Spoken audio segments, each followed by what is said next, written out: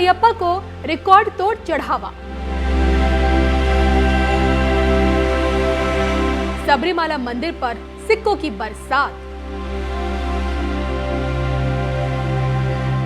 दरबार में लगा सिक्कों का पहाड़। देखिए सिर्फ धर्म ज्ञान पर।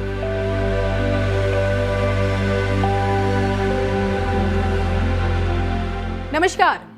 अब की बार भगवान अयप्पा के दरबार में उनके भक्तों ने दिल खोलकर दान किया है, या फिर यूं कहें कि इस बार सबरीमाला मंदिर को रिकॉर्ड तोड़ चढ़ावा आया है।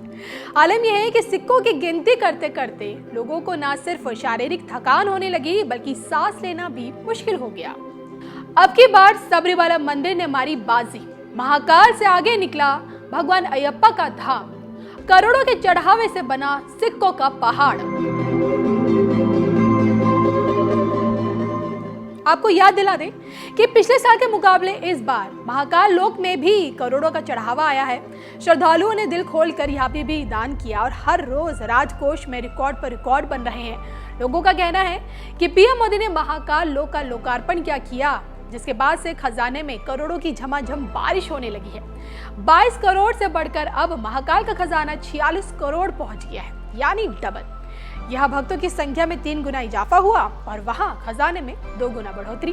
और इसी कड़ी में अब भगवान अयप्पा को समर्पित सबरीमाला मंदिर भी शामिल हो चुका है। लेकिन यहाँ चढ़ावे के मामले में अयप्पा का यह धाम महाकाल लोक से भी आगे निकल गया। भगवान अयप्पा के दरबार में भक्तों ने इतना दान किया कि मंदिर का खजाना 351 करोड़ से भर गया। खास बात ये कि मंदिर के राजकोष में सोने के सिक्कों के पहाड़ बन गए हैं। ये दुनिया का अकेला ऐसा मंदिर है जहां हर साल करीब 5 करोड़ से भी ऊपर लोग दर्शनों के लिए आते हैं। 18 पर्वतमालाओं के बीच मौजूद इस मंदिर से लोगों की आस्था इस कदर जुड़ी है कि भगवान अयप्पा के दर्शनों के खातिर यहाँ आने वाले श्रद्धालु 41 दिनों का व्रत रखते हैं, ब्रह्मचर्य का पालन करते हैं और रुद्राक्ष की माला गले में पहनते हैं। सबरीमाला मंदिर तक पहुंचने के लिए आज भी सैकड़ों श्रद्धालु घने वनों से होकर जाने वाला पैदल रास्ता चुनते हैं। और ये रास्ता देखिए इरुमली से शुरू होता है और करीब 61 किलोमीटर लंबा है, जबकि वंदीपेरियार से इस मंदिर की दूरी करीब 12.8 किलोमीटर है और चाकल्याम से 8 किलोमीटर है। और यही वो पवित्र स्थल है जहां भगवान अयप्पा ने तप किया। यही वो पवित्र स्थल है जहां प्रभु राम को उनकी भक्त शबरी ने अपने झूठे बेर खिलाए। प्रभु राम ने भी खुशी खुशी उसे स्वीकार किया।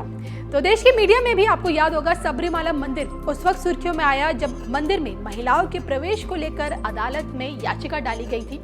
दरअसल दशकों तक मंदिर में महिलाओं का प्रवेश वर्जित रहा है और इसके पीछे के धार्मिक कारण भी बताया जाता है। कहते हैं कि भगवान अयप्पा बाल ब्रह्मचारी हैं और इसलिए मासिक धर्म से गुजरने वाली महिलाएं यहाँ नहीं आ सकती। लेकिन कोर्ट के आदेश के बाद दशकों पुरानी इस प्रथा का अंत हुआ। महिला भक्तों के आने पर अब मंदिर में किसी भी तरह की कोई रोक टोक नहीं है।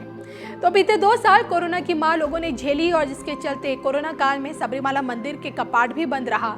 लेकिन जैसे ही मंदिर के कपाट खुले, मंदिर खुला, भक्तों द्वारा 3 गुना दान मंदिर कोष में आया।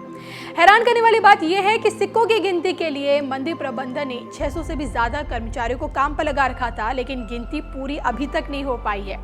सिक्के गिनते गिनते जब कर्मचारियों को थकान होने लगी तो उन्हें रोककर उन्हें कुछ समय के लिए आराम भी दिया गया है।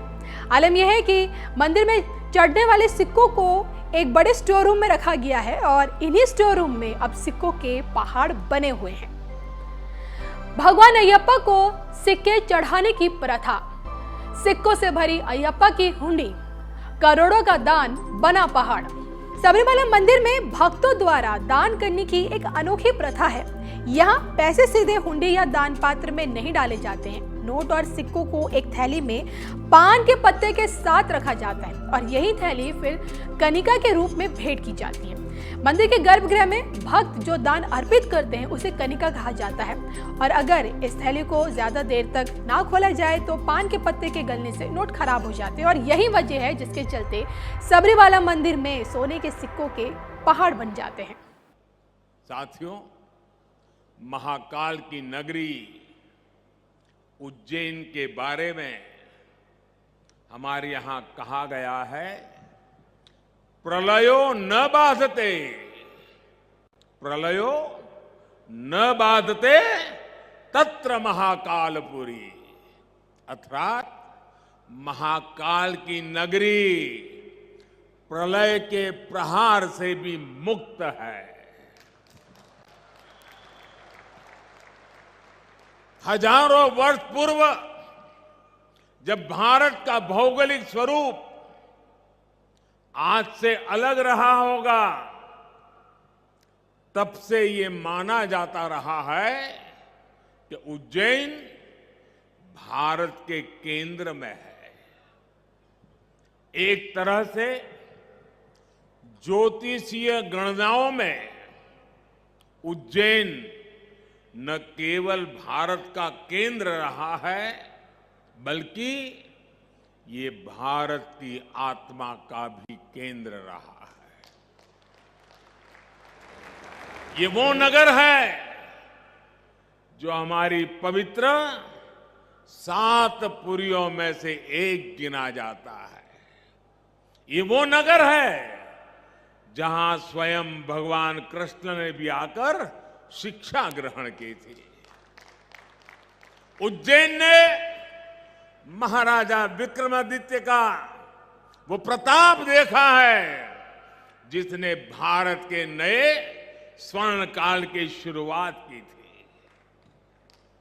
महाकाल की इस धरती से विक्रम संवत के रूप में भारतीय काल गणना का एक नया अध्याय शुरू हुआ था।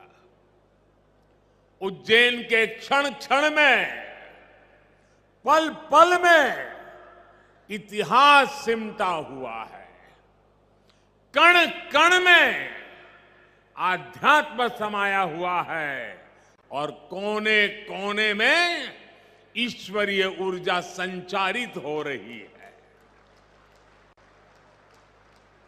यहां काल चक्र का 84 कल्पों का प्रतिनिधित्व करते 84 शिवलिंग है। यहां 4 महावीर है, 6 विनायक है, 8 भैरव है, 8 मातृकाएं हैं, 9 ग्रह है, 10 विष्णु है, 11 रुद्र है, 12 आदित्य है, 24 देवियां है और 88 तीर्थ है। और इन सबके केंद्र में राजाधिराज, कालाधिराज, महाकाल विराजमान है।